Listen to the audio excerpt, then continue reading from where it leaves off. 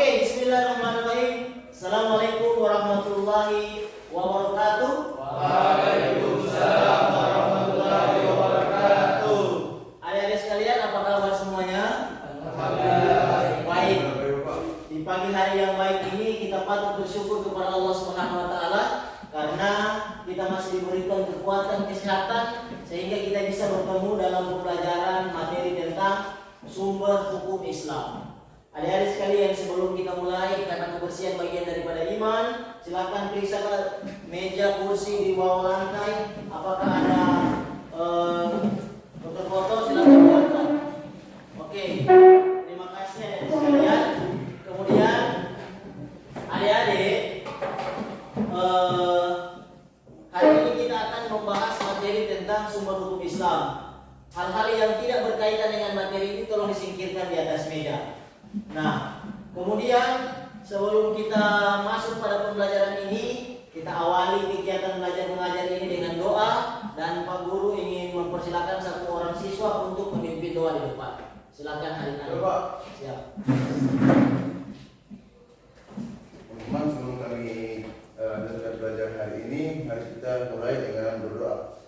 Saya memimpin doa mulai. A'udzubillahi minasyaitonir rajim. Bismillahirrahmanirrahim. Alhamdulillahirabbil alamin. Arrahmanir rahim. Maliki yaumiddin. Iyyaka na'budu wa iyyaka nasta'in. Ihdinas siratal mustaqim. Siratal ladzina an'amta 'alaihim ghairil maghdubi 'alaihim waladdallin. Amin. Baik, terima kasih untuk adik-adik. Adik-adik sekalian, Guru akan mengambil daftar hadir berupa bentuk Google Form. Silakan Pak Guru akan mengirimkan link kepada adik-adik sekalian agar supaya mengisi absen di Google Form. Silakan, Pak Guru sudah kirim di grup ya kalian masing-masing.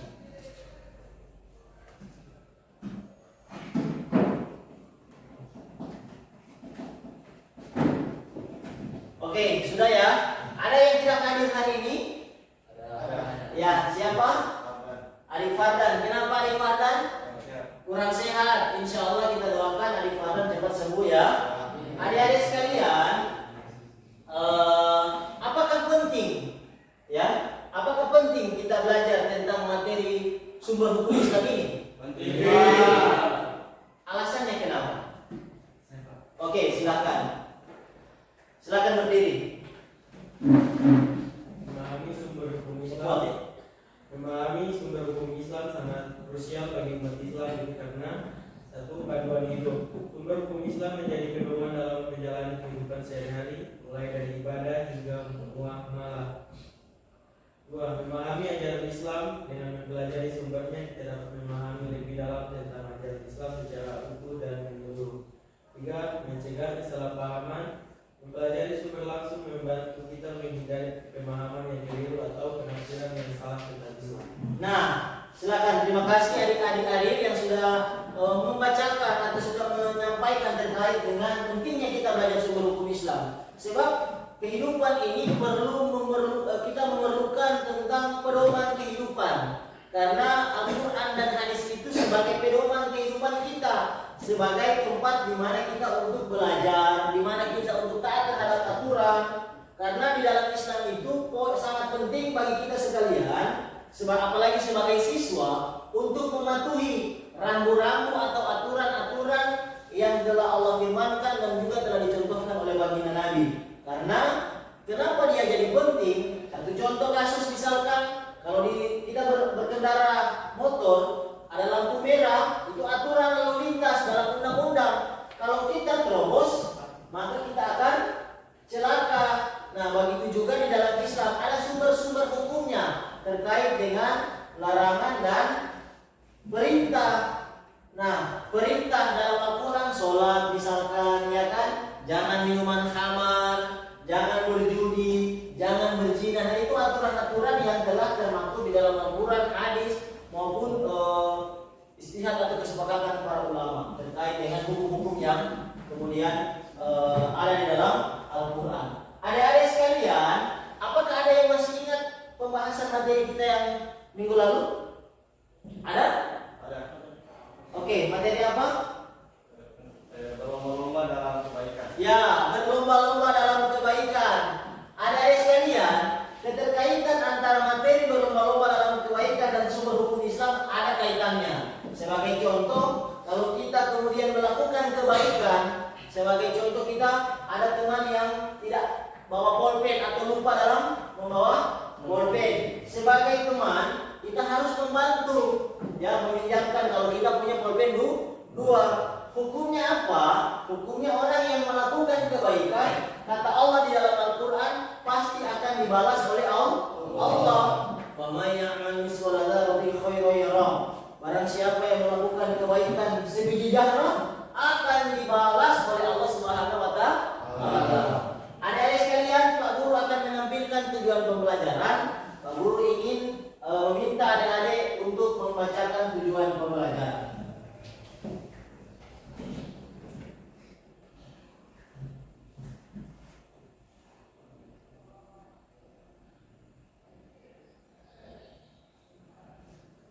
Guru minta satu untuk membacakan tujuan pembelajaran. Oke, silakan dari adik Madan. Poin 1 silakan.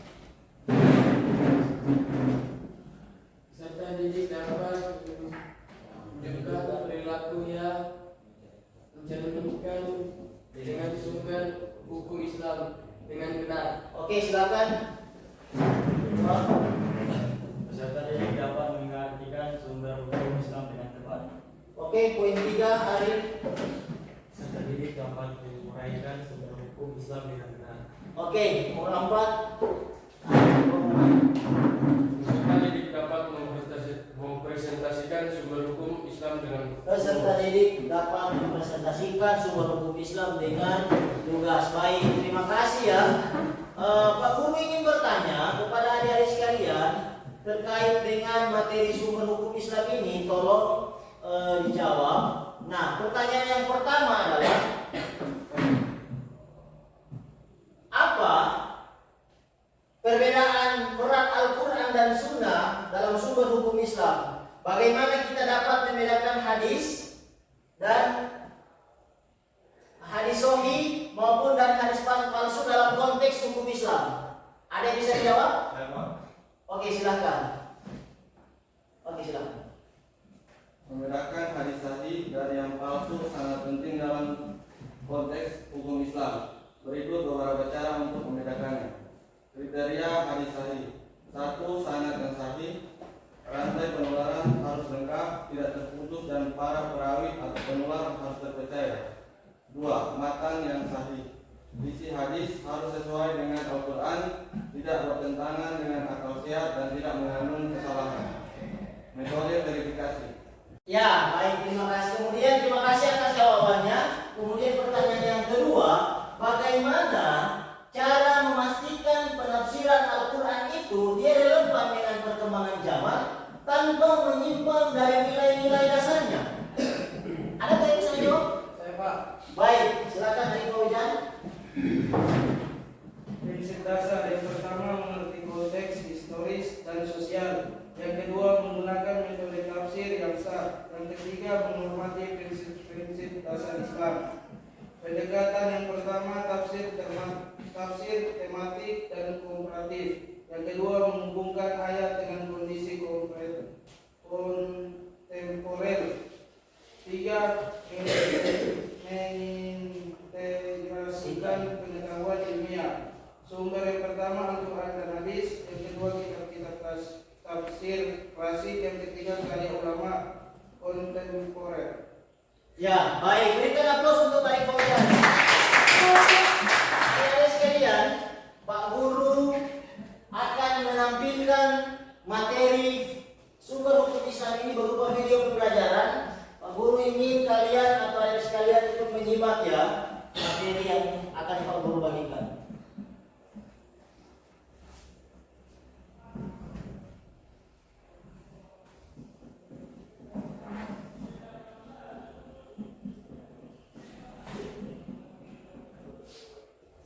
Bahwa sumber hukum Islam merupakan dasar atau acuan yang digunakan untuk menetapkan hukum-hukum dalam agama Islam.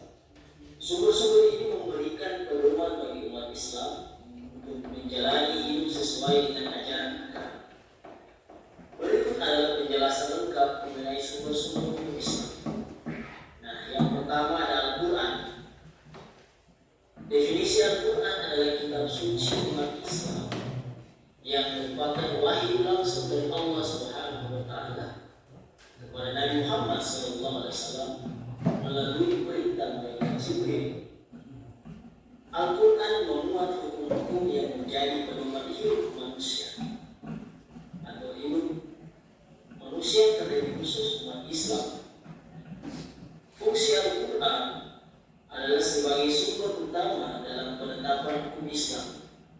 Semua hukum yang terdapat dalam Al-Quran memiliki kekuatan yang lebih tinggi dibandingkan sumber hukum lainnya. Contoh, ayat tentang kewajiban untuk sholat yang termaktub dalam Quran surah Al-Baqarah ayat 43, atau juga tentang hukum waris yang Allah sebutkan dalam Quran surah An-Nisa ayat 11 dan 12. Kemudian sumber hukum yang kedua adalah ada hadis. Nah, definisi hadis adalah laporan atau riwayat yang mencatat perkataan, perbuatan, persetujuan, dan sifat-sifat Nabi Muhammad SAW. Hadis menjadi penjelas atau tafsiran dari ayat-ayat dalam Al-Quran. Fungsi hadis digunakan untuk menjalankan dan merinci hukum yang terdapat dalam Al-Quran serta memberikan contoh konkret dari perilaku Nabi Muhammad SAW dalam menjalani kehidupan sehari-hari. Sebagai contoh adalah hadis yang menjelaskan tata cara sholat, zakat, dan puasa yang tidak dijelaskan secara rinci dalam Al-Quran. Kemudian yang ketiga ada ijma. Nah, ijma adalah kesepakatan para ulama atau cendekiawan muslim dalam suatu periode tertentu mengenai suatu masalah hukum Islam yang tidak diatur dalam Al-Quran dan hadis. Fungsi ijma digunakan sebagai sumber hukum ketika tidak ada nas atau ayat atau hadis yang jelas terkait masalah tertentu. Ijma ini bisa bersifat mengikat bagi umat Islam jika sudah disepakati oleh mayoritas ulama. Sebagai contoh, ijma mengenai zakat fitrah bagi setiap muslim yang telah mencapainya. Kemudian sumber hukum Islam yang berikut ada qiyas. Definisi qiyas adalah analogi atau perbandingan antara masalah hukum yang baru dengan masalah yang sudah ada hukumnya dalam Al-Quran atau hadis. Qiyas digunakan ketika masalah tersebut tidak diatur secara langsung dalam teks-teks tersebut. Fungsi qiyas membantu menetapkan hukum dengan menggunakan metode perbandingan atau analogi hukum yang telah ada. Dengan demikian, hukum baru yang muncul dapat disesuaikan dengan prinsip-prinsip hukum yang sudah ada. Sebagai contoh, qiyas mengenai hukum rokok yang diharamkan karena mirip dengan hukum khamar, minuman keras, karena keduanya berpotensi merusak kesehatan. Ya, baik adik-adik sekalian, tadi Bapak Guru telah menampilkan terkait dengan sumber-sumber hukum Islam, ada Al-Quran, ada hadis, ada qiyas, ada ijma sebagai landasan di mana umat muslim, umat Islam untuk berpijak dalam menentukan satu perkara. Ya kan? Ada banyak sekali contoh-contoh yang kemudian tadi menjelaskan. Nah, kira-kira ada pertanyaan kan terkait dengan materi yang telah Pak Guru tampilkan? Apakah ada pertanyaan? Silakan. Pak, Oke, silakan Ibu. apa saja sumber-sumber hukum Islam? Jelaskan apa saja sumber-sumber hukum Islam itu seperti apa? Oke, ada yang bisa menjawab? Oke, silakan. Dalam hukum Islam terdapat 4 sumber utama yang digunakan sebagai dasar untuk menetapkan hukum dan keputusan. Pertama, Al-Quran, kitab suci yang diwahyukan Allah Subhanahu wa Ta'ala kepada Nabi Muhammad SAW sebagai sumber hukum primer. Ya. Kedua, hadis atau sunnah, perkataan, perbuatan, dan persetujuan Nabi Muhammad SAW yang direkam dan ditransmisikan secara otentik. Ketiga, ijma, kesepakatan pendapat ulama dan fuqaha ahli hukum dalam menetapkan hukum dan keputusan. 4. Kias atau analogi, penggunaan analogi untuk menetapkan hukum dalam kasus yang tidak tercakup secara langsung dalam Al-Quran, hadis, dan ijma. Ya, baik, terima kasih. Sempat menjelaskan ada ijma itu kesepakatan para ulama, ada kias atau analogi yang kemudian tidak secara eksplisit atau secara terperinci dijelaskan dalam Al-Quran, tetapi kemudian dengan analogi tersebut dapat menjadi satu acuan dan sumber hukum Islam yang harus kita hati sebagai umat Islam dalam satu perkara. Ada lagi pertanyaannya? Oke, silakan Adik Idam. Oh, nanti sebentar ya. Oke, ada lagi pertanyaan? Oke, kalau tidak ada, kemudian Pak Guru akan membagi kelompok diskusi yang sudah Pak Guru tunjuk tadi. Silakan berebut sesuai dengan kelompok yang sudah ditunjuk. Oke, silakan. Oke, akan berebut mana kelompok 1, mana kelompok 2. Oke, yang kelompok 1 sama sini, yang kelompok 2 sama.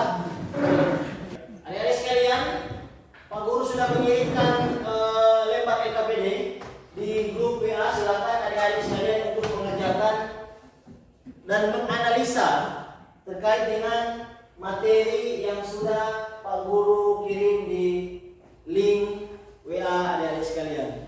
Di grup WA adik sekalian berupa link. Kelompok 1 membahas tentang pengertian sumber hukum Islam itu seperti apa. Kemudian yang kelompok 2 nantinya akan membahas terkait dengan contoh-contoh daripada pengertian hukum Islam itu. Pak Guru kasih waktu 2 menit, silakan.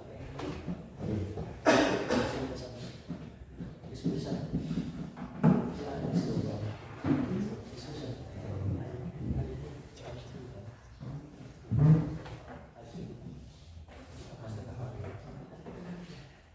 Ada kesulitan kelompok 2? Tidak, Pak. Enggak. Enak nanti.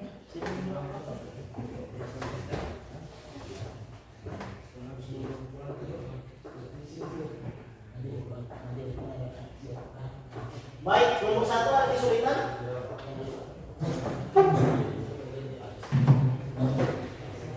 Baik, silakan kelompok 1 untuk maju ke depan untuk mempresentasikan hasil kerja kelompok mereka.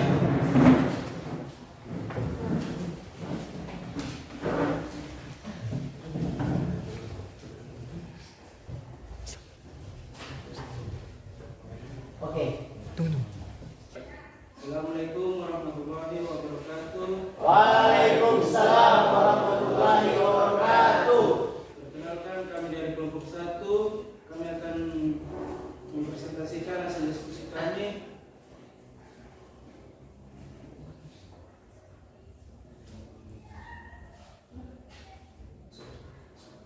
tentang hukum-hukum Islam.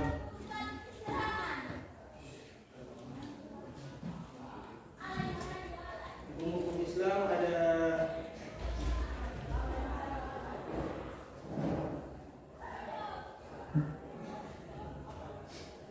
dua. Yang pertama sumber primer, yang pertama Al-Quran, kitab suci yang diwahyukan Allah SWT kepada Nabi Muhammad SAW. Yang kedua hadis, perkataan, perbuatan dan persetujuan Nabi Muhammad SAW. Yang ketiga ijma, kesepakatan ulama dan umat Islam tentang suatu hukum. Hukum yang kedua, sumber yang kedua yaitu sumber sekunder. Yang pertama kias atau analogi. Analogi menggunakan analogi untuk menentukan hukum. Yang kedua istihsan atau penggunaan akal, menggunakan akal untuk menentukan hukum. Yang ketiga masalah mursalah, menggunakan kemaslahatan umum untuk menentukan hukum. Yang keempat urf atau adat istiadat, menggunakan adat istiadat yang tidak bertentangan dengan syariat. Yang kelima fatwa, pendapat ulama tentang suatu hukum. Baik, itulah hasil presentasi dari kelompok 1 terkait dengan ada beberapa poin terkait tentang sumber-sumber hukum Islam. Tadi dijelaskan ada uruf atau adat istiadat, ada kemudian pendapat ulama, ada kemudian Al-Quran hadis sebagai sumber hukum Islam, ada kemudian kias sebagai analogi yang kemudian ini memberikan satu pendapat yang rasional. Kemudian yang berikut ada juga istihad atau kesepakatan para ulama dalam memutuskan satu perkara. Tentunya ulama-ulama yang kemudian memahami betul tentang sumber hukum Islam, mereka tentu harus memiliki ilmu pengetahuan, mereka kemudian harus alim, lalu kemudian mereka harus menguasai disiplin ilmu yang sesuai yang kemudian mereka geluti. Oke, untuk kelompok 2 apakah ada pertanyaan? Apakah pertanyaan? Saya Pak, Silakan berdiri. kenapa di dalam Al-Quran memerlukan kias? Kenapa tidak hanya Al-Quran dan hadis saja sebagai sumber hukum? Nah, baik sekali pertanyaannya. Kenapa di dalam Al-Quran memerlukan kias? Kenapa Al-Quran dan kenapa sumber hukumnya tidak hanya Al-Quran dan hadis saja? Bagaimana tanggapan dari kelompok 1? Baiklah, saya akan menjawab pertanyaan dari kelompok 2. Ya, silakan. Dalam hukum Islam, kias merupakan memori penting untuk menetapkan hukum syariat dalam kasus-kasus yang tidak secara eksplisit disebutkan dalam Al-Quran dan hadis. Berikut beberapa alasan pentingnya kias. Alasan teologis. Pertama, mengisi kesenjangan hukum. Kias membantu menjawab pertanyaan hukum yang tidak tercakup secara langsung dalam Al-Quran dan hadis. Alasan yuridis. Pertama, menggunakan analogi. Kias memungkinkan pengguna analogi untuk menetapkan hukum dalam kasus serupa. Alasan filosofis. Mengakui keterbatasan manusia. Kias mengakui bahwa pengetahuan manusia terbatas dan memerlukan penafsiran. Baik. Jadi dijelaskan tadi bahwa ada alasan secara yuridis, secara analogi. Juga dijelaskan bahwa kemudian manusia itu memiliki keterbatasan dalam memahami satu perkara. Nah, kira-kira tanggapan dari kelompok 2? Tidak sependapat. Oke, alasannya kenapa? Karena setahu saya sumber hukum Islam itu adalah Al-Quran dan hadis. Nabi tidak menjelaskan tentang kias. Nah, saya tahu dia nih bahwa Al-Quran apa sumber hukum Islam itu hanya Al-Quran dan hadis. Sementara Nabi tidak pernah menjelaskan tentang kias. Nah, kira-kira bagaimana menanggapinya?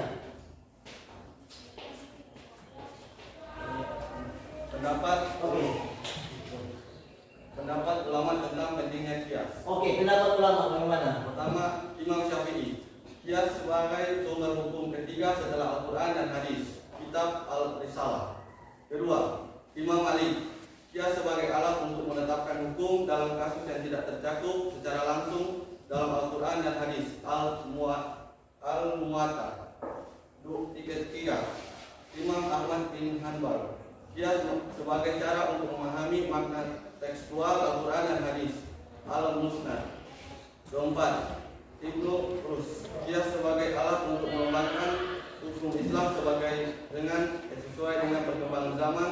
Al-Qiyas fi al-Syariah al-Islamiyah. Nah, kira-kira masih ada tambahan lagi? Ada Pak. Oke, silakan.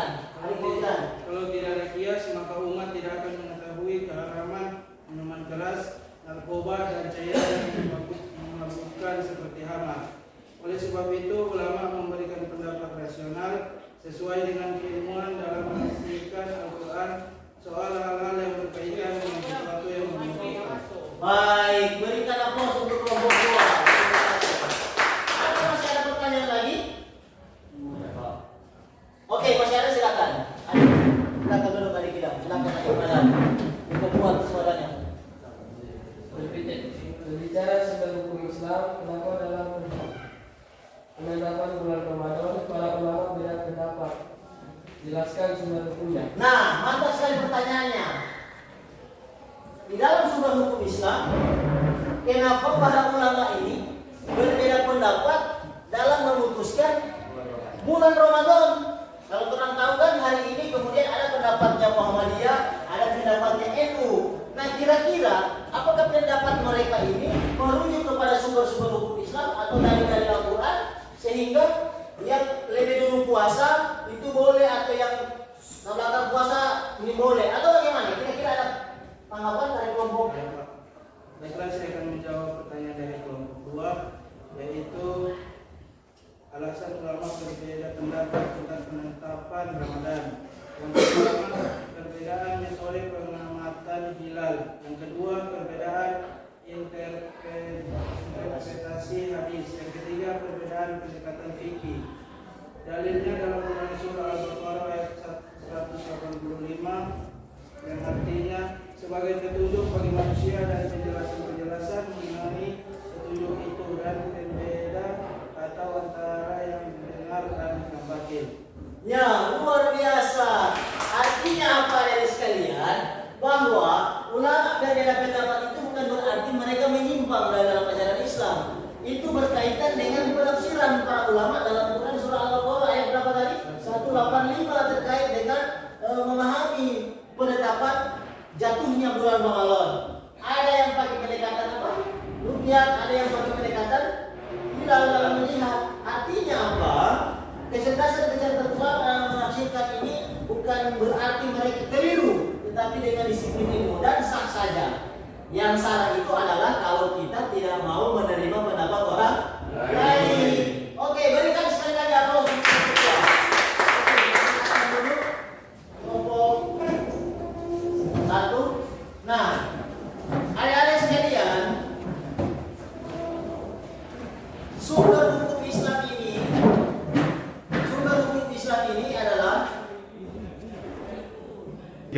bagian penting dalam umat Islam. Karena kalau kita tidak kemudian memahami sumber-sumber hukum Islam ini, ia mengkhawatirkan kita menyimpang dari ajaran Islam.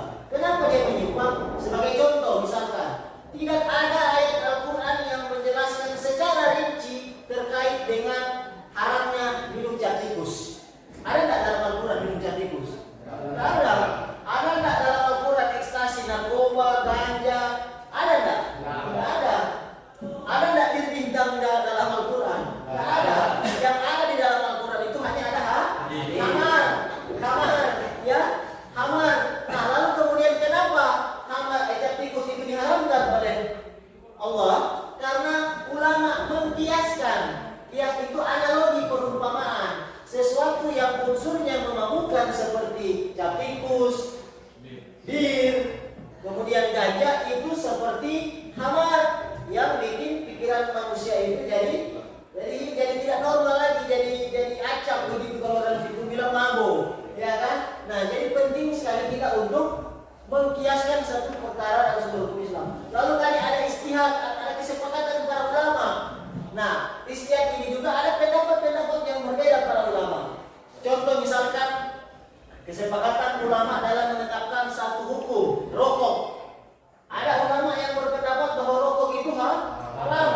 Dalilnya ada dalam Al-Quran, kata Allah, janganlah kamu menjatuhkan dirimu dalam kebinasaan. Orang yang merokok itu tentu menurut ulama yang menafsirkan ayat ini memasukkan racun di dalam tubuh, ya kan?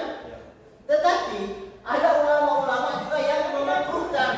Makanya keluar fatwa MUI tentang hukum merokok itu makruh. Kenapa makruh? Karena alasan ulama itu cukai atau perusahaan rokok itu mereka membayar pajak kepada negara itu paling besar, triliunan kalau tidak salah setiap tahunnya. Nah, anggaran triliunan inilah yang kemudian dialokasikan oleh negara untuk membangun jalan yang rusak, ya kan?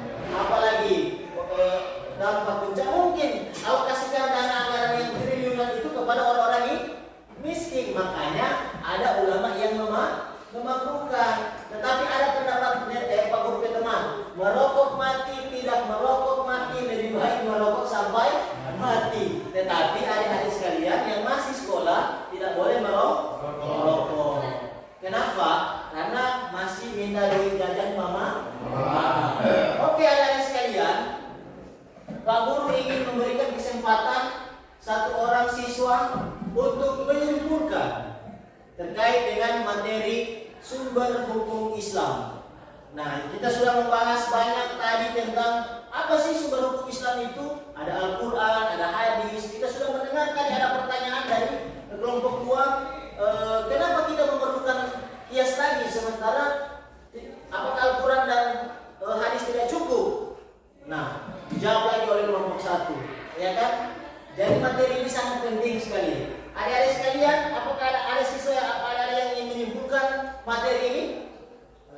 Silakan. Sumber hukum Islam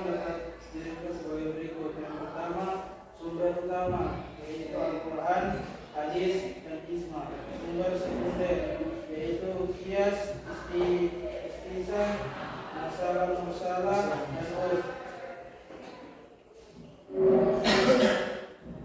Ketika kita memahami hukum Islam, yang pertama memahami konteks historis dan sosial, yang kedua menghormati perbedaan pendapat ulama, yang ketiga mengikuti prinsip-prinsip dasar Islam. Ya, baik, berikan aplaus untuk kita semua. Baik, sekarang kesimpulannya bahwa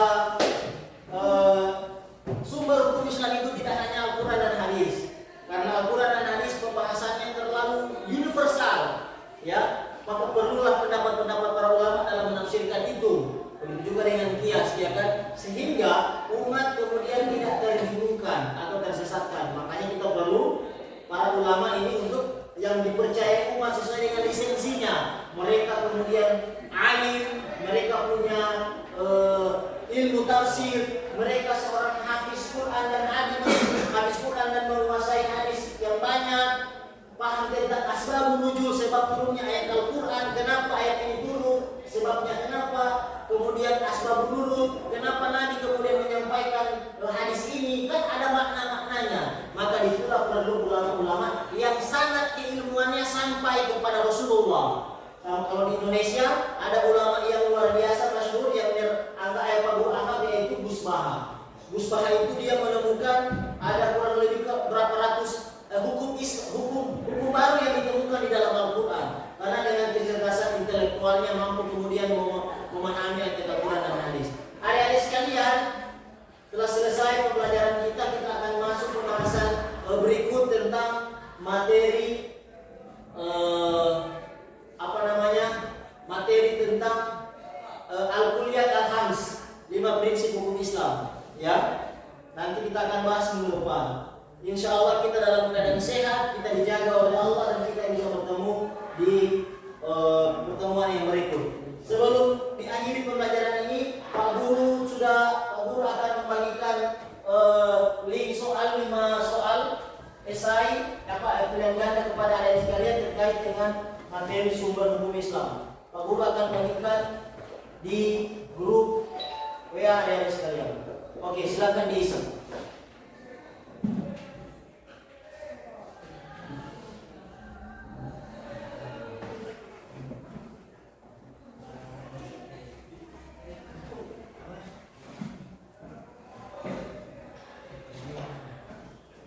Sudah? Baik, terima kasih. Berakhirnya segala pembahasan kita terkait tentang materi sumber hukum Islam ini. Insya Allah kita dipertemukan oleh Allah di pertemuan yang berikut. Sebelum kita akhiri, Pak Guru ingin memberikan kesempatan kepada satu siswa untuk memimpin doa. Dipersilakan. Silakan. Teman-teman, sebelum kita mengakhiri materi pada hari ini, mari kita berdoa. Doa mulai. A'udzubillahi minasyaitonirrajim. Bismillahirrahmanirrahim. Alhamdulillahirabbil alamin. Arrahmanirrahim. Maliki yaumiddin. Iyyaka na'budu wa iyyaka nasta'in. Ihdinas siratal mustaqim. Siratal ladzina an'amta 'alaihim ghairil maghdubi 'alaihim waladdallin. Ya, berdoa selesai. Terima kasih yang kali. Maka berakhirnya kita tutup dengan mengucapkan hamdalah. Alhamdulillahirabbil alamin. Assalamualaikum warahmatullahi wabarakatuh.